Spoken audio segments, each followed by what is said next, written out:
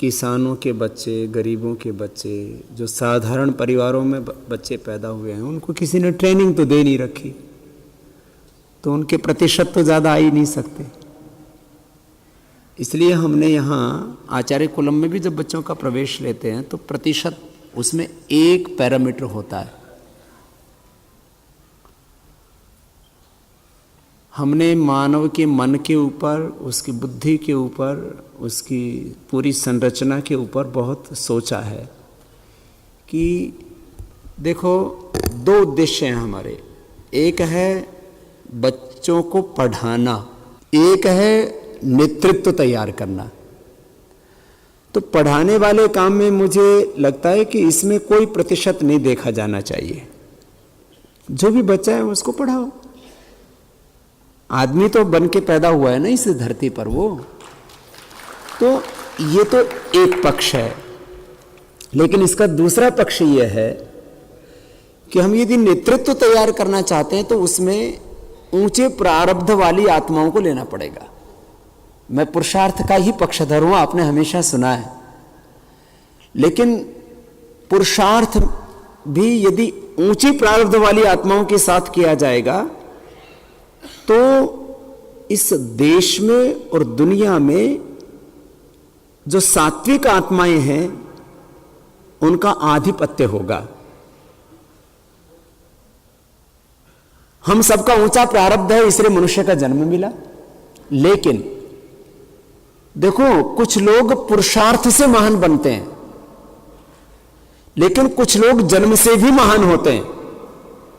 तो जन्म से ही जो ऊंचे प्रारब्ध वाली आत्माएं, उन पर विशेष कार्य किया जाए तो वो बच्चे, जैसे श्रद्धेय आचार्य ने प्रथम कहा, health, education, research, agriculture, industry, जितने भी डिफरेंट एस्पेक्ट्स हैं सोसाइटी के, अलग अलग जो पहलू हैं हमारे समाज के, उन सभी में नेतृत्व जो है दिव्य आत्माओं का होना चाहिए।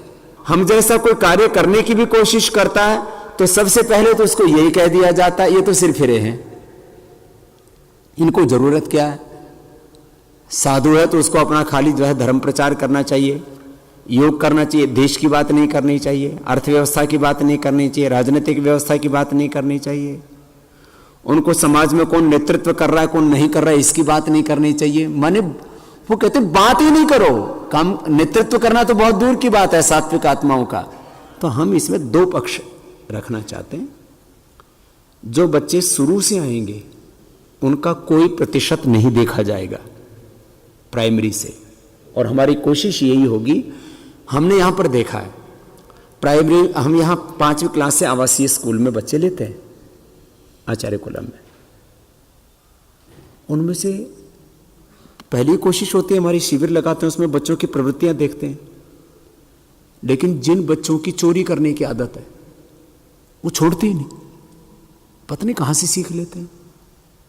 माता पिता, जैसे एक भाई ने कहा कि उनको आवासीय स्कूल में रखना चाहिए, घर में भेजेंगे तो घर में बाप दारू पीता है, माँ गुटखा खाती है। ऐसा भी होता है।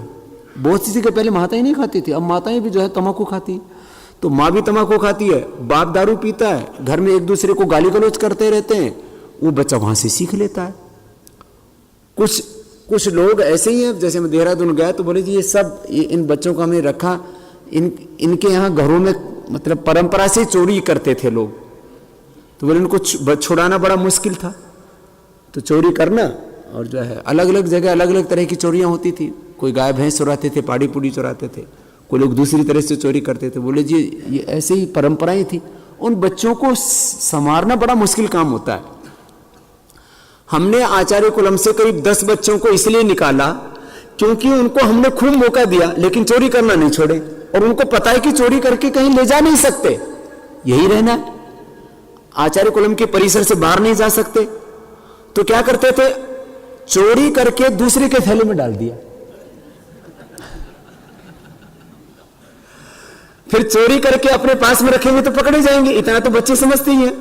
तो चोरी करके छत के ऊपर से खेत में फेंक दिया। अब बताओ क्या करेंगे आप? चोरी किस बात की चोरी की? बोले ये बच्चा पढ़ने में होशियार है, तो उसकी जो नोटबुक है उसकी चोरी कर ली और उसको फाड़ करके और खेत के बाहर फेंक दिया। एक बार समझाया, 2 बार समझाया, 3 बार समझाया, 5 बार समझाया, सबके बीच में खड़े होकर के माफी भी मांग ली कि मैं आगे से चोरी नहीं करूंगा, फिर भी छूटती नहीं। हमने उससे पूछा क्यों करते हो? बोले क्या करूं, आदत पड़ गई।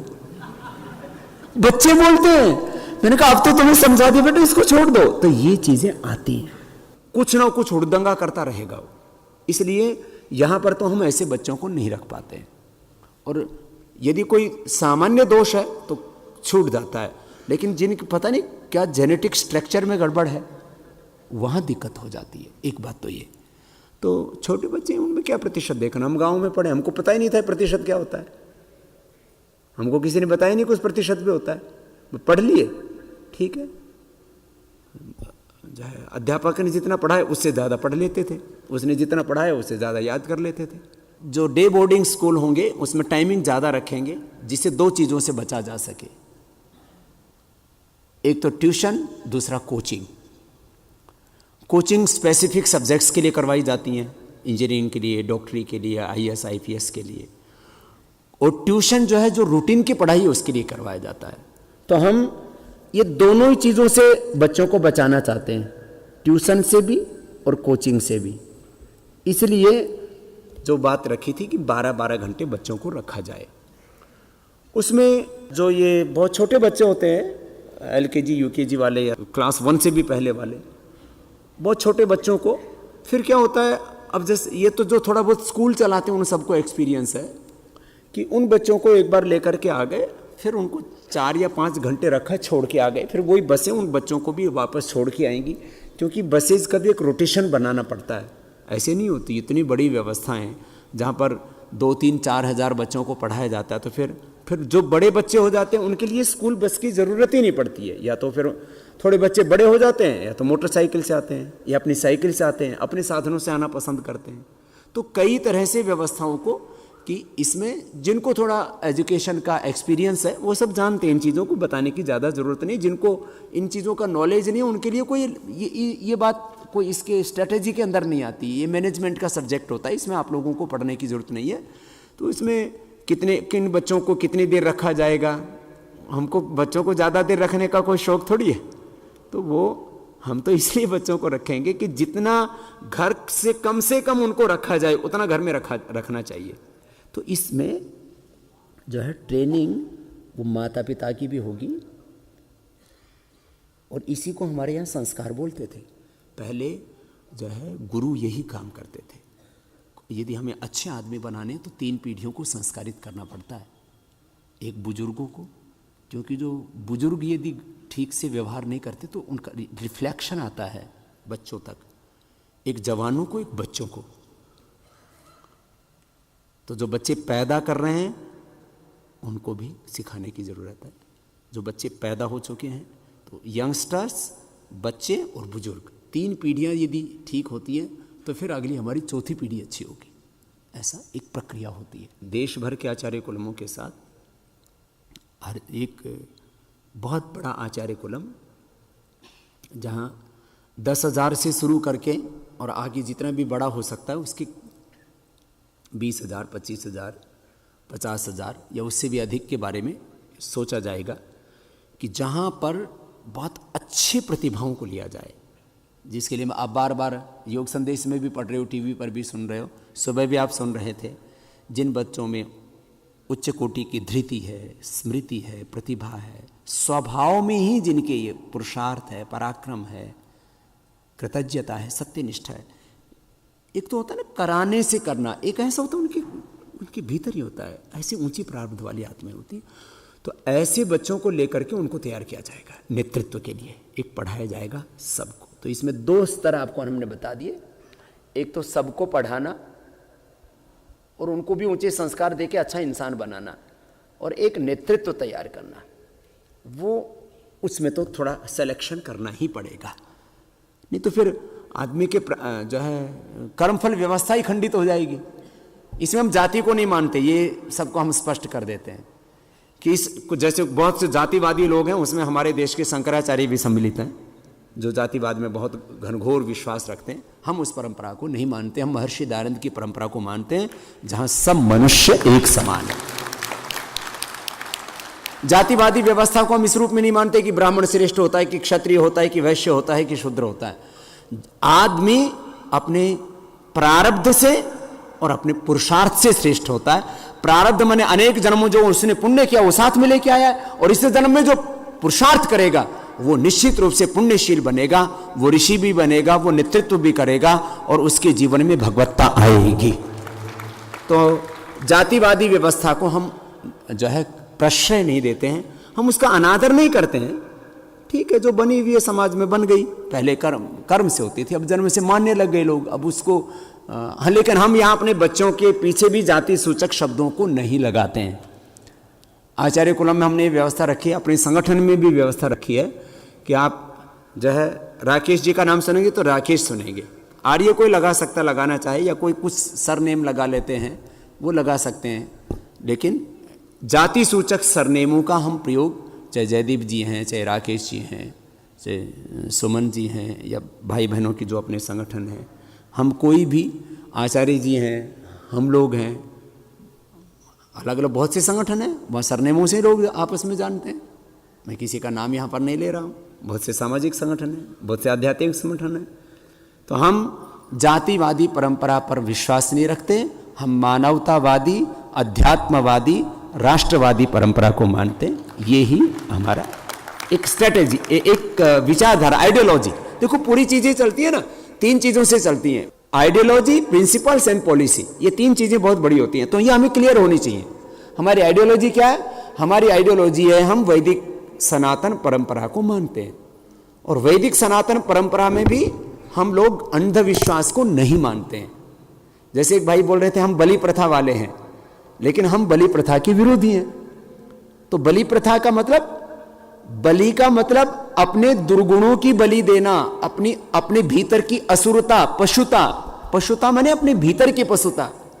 बलि वाले भाई भी सुन लो, औरों को भी समझाना।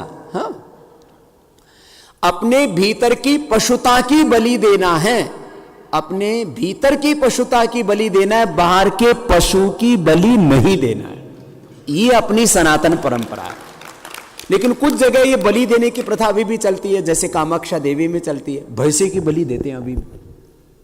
अलग अलग मंदिरों में कहीं कबूतर की बलि देते हैं। भाई कबूतर ने क्या बिगाड़ा है? भाई बकरे ने क्या बिगाड़ा है? भैंसे ने क्या बिगाड़ा है? तो हम लोग पशुता की बलि दें, पशु की बलि ना दें।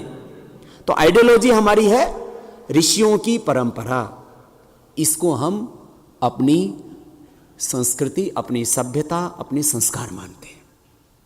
हम सभी पंथों के प्रति सद्भाव रखते हैं, लेकिन अपने धर्म, संस्कृति और आध्यात्मिकता के लिए वेदों को ही हम प्रमाण मानते हैं।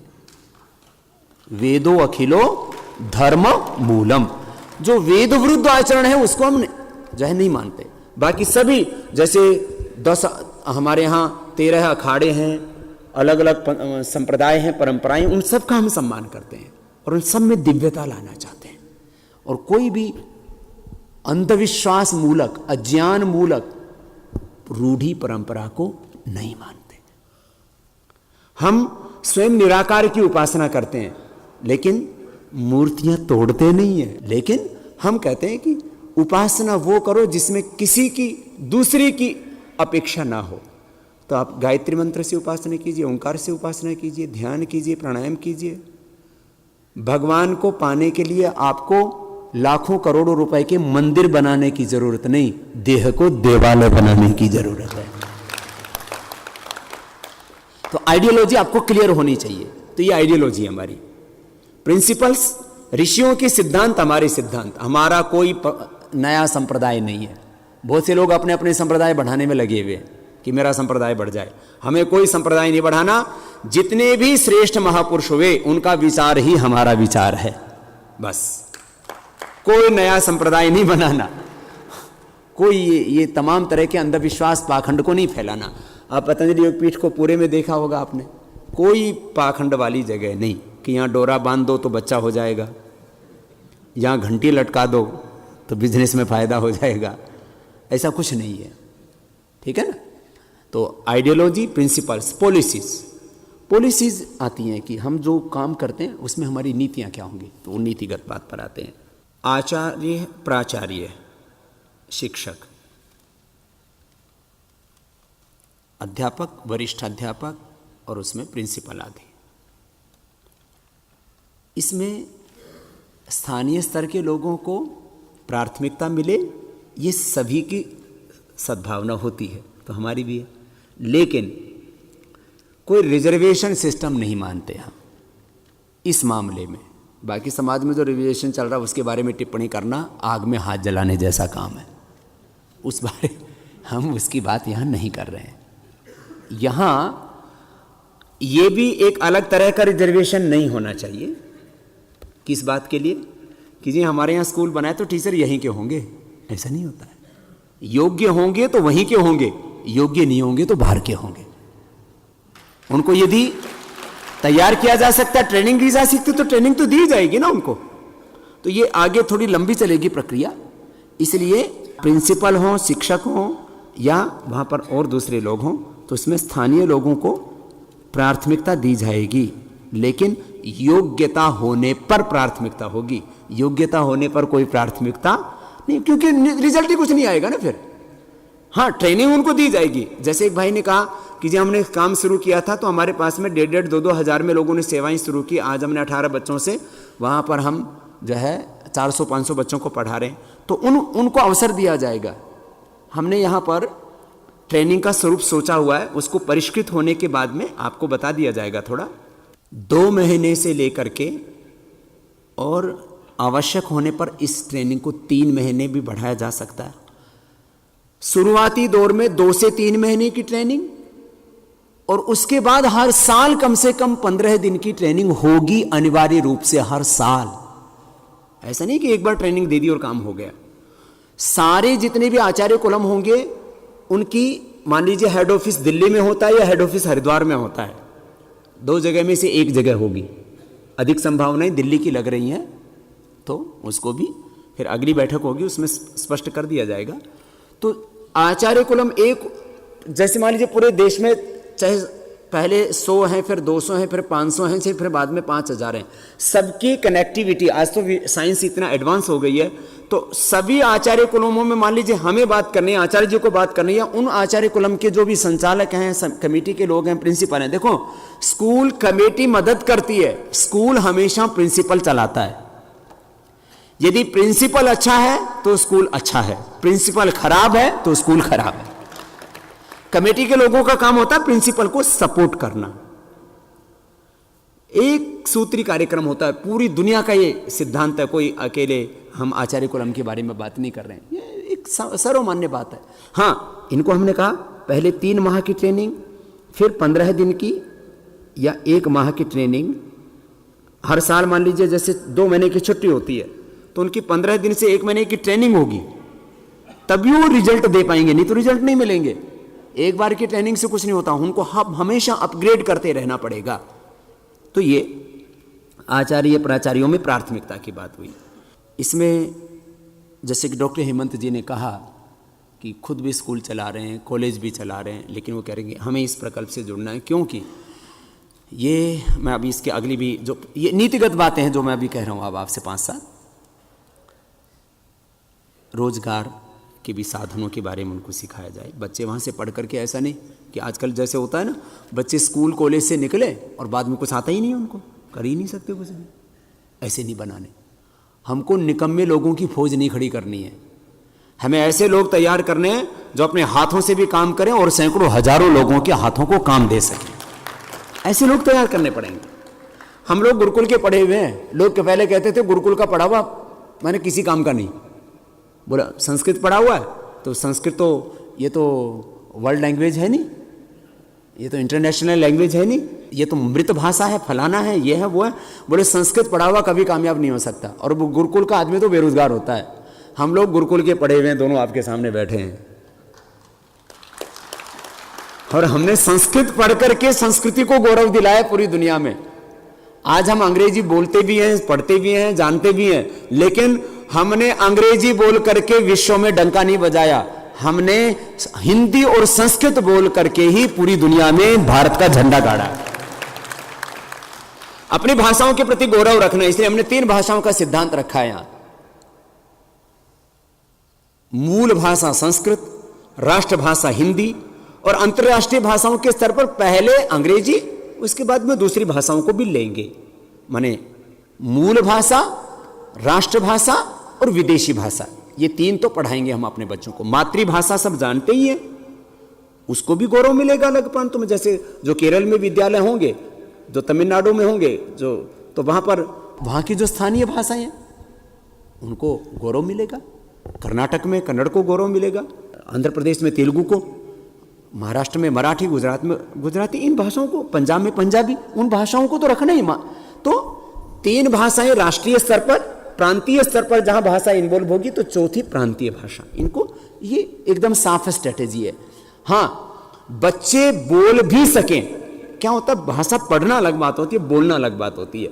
तो हम 3 भाषाओं को बोलने का भी अभ्यास जरूर करवाएंगे, हिंदी, संस्कृत, अंग्रेजी, कि हमारे बच्चे तीनों भाषाओं में अधिकार पूर्वक बोल सकें, अपनी बात को कह सकें, ये अभ्यास होगा। खैर, आप लोगों की जानकारी के लिए पाठ्यक्रम एक अलग विषय होता है, बोर्ड एक अलग विषय होता है। पाठ्यक्रम बनाने का काम जो है वो एनसीईआरटी की एक बॉडी बनी हुई है गवर्नमेंट की, एक तरह से ऑटोनोमस ही है, लेकिन उसमें गवर्नमेंट का इन्फ्लुएंस काफ़ी रहता है। सीबीएसई एक बोर्ड, वैसे प्राइवेट बोर्ड भी होते हैं, राज्य सरकारों के, केंद्र सरकार के भी बोर्ड होते हैं। सामान्य जानकारी बता रहा हूँ, जो एजुकेशन के बारे में जानते हैं उनके लिए ये तो एक सामान्य बात है।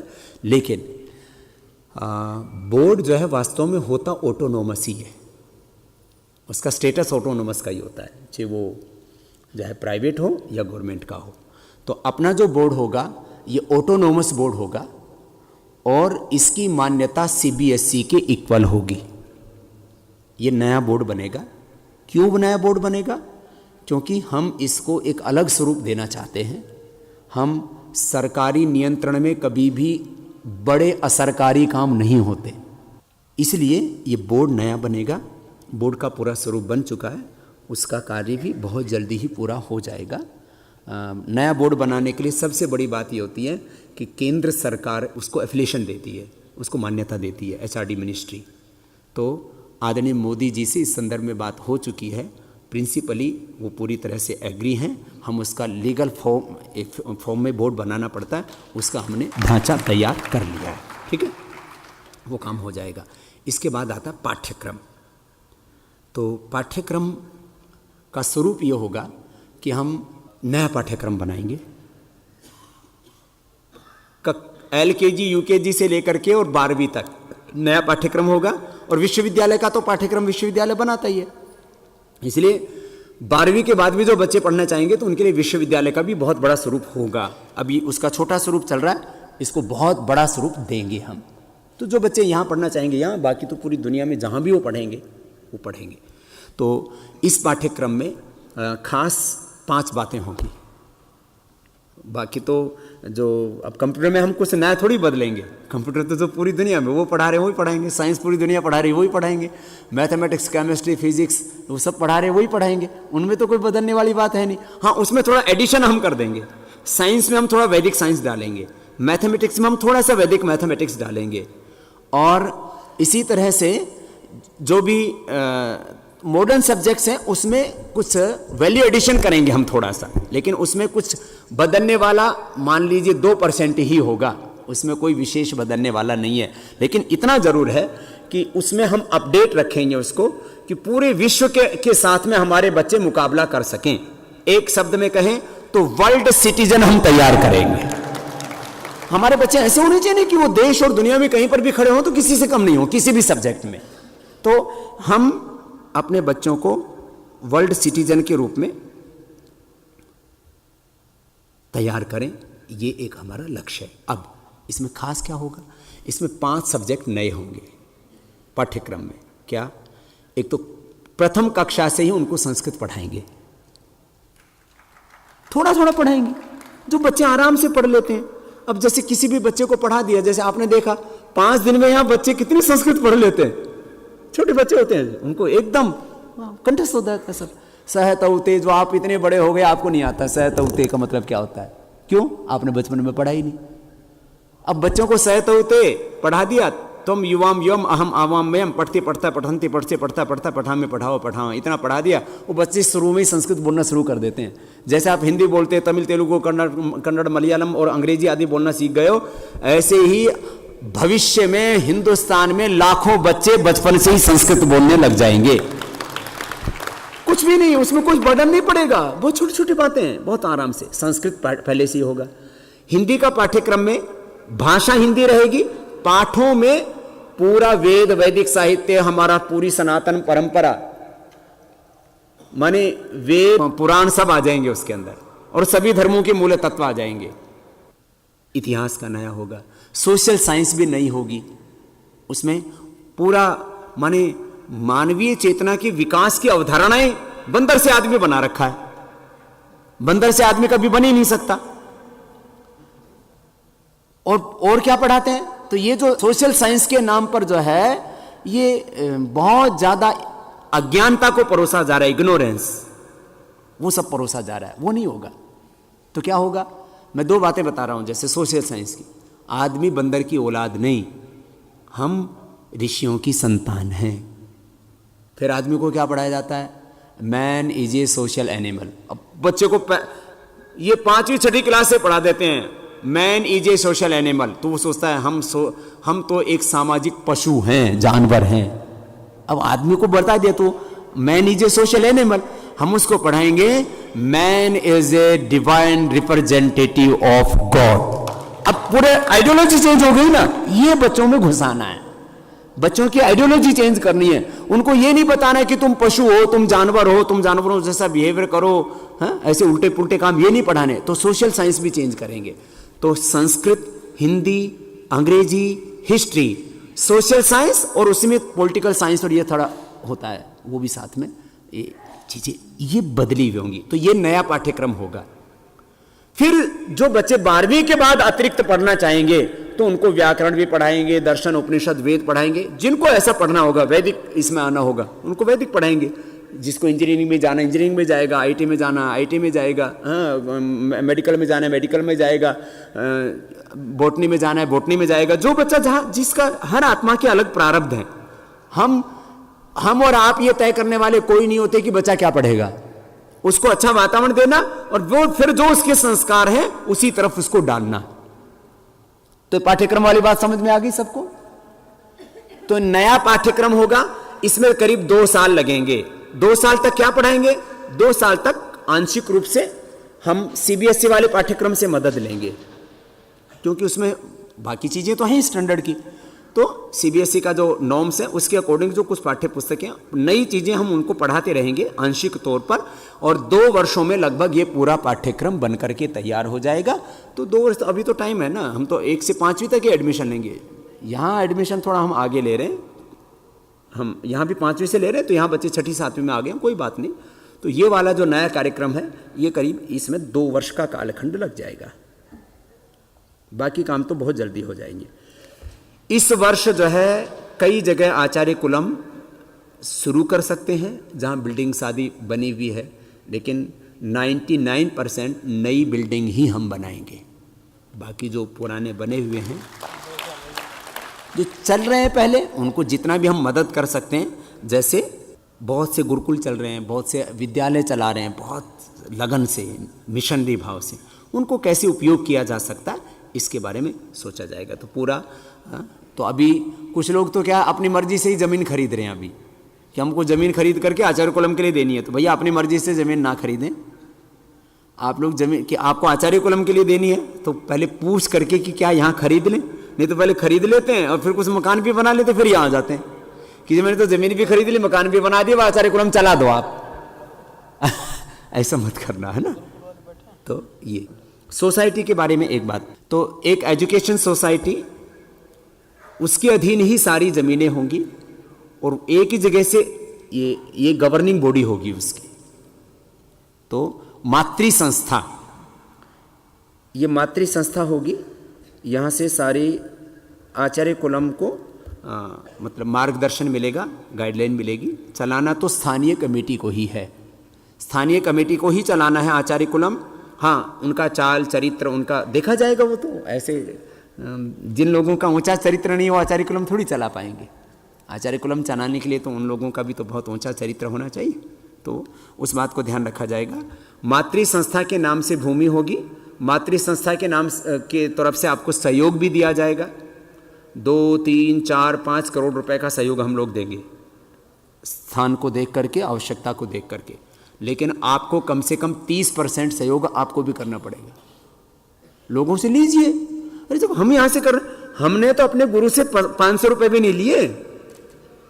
वो भी जाते समय हमको गुरुजी ने जरूर 500 रुपए किराए भाड़े के दिए थे। हमने अपने गुरु से सेवा करने के लिए सहयोग नहीं लिया।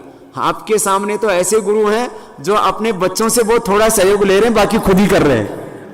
तो थोड़ा सा आप लोग भी हाथ बटाएंगे, लोगों के पास जाएंगे तो लोग सहयोग कर देंगे। बाकी एक बार संस्था शुरू होने के बाद तो रनिंग में चलती रहेगी, उसमें कोई दिक्कत नहीं आएगी। तो आपको भूमि भी देनी है, संसाधन भी देने हैं, उसके लिए लोगों से दान भी लेना है। मैंने कहा 30% तो आप करो।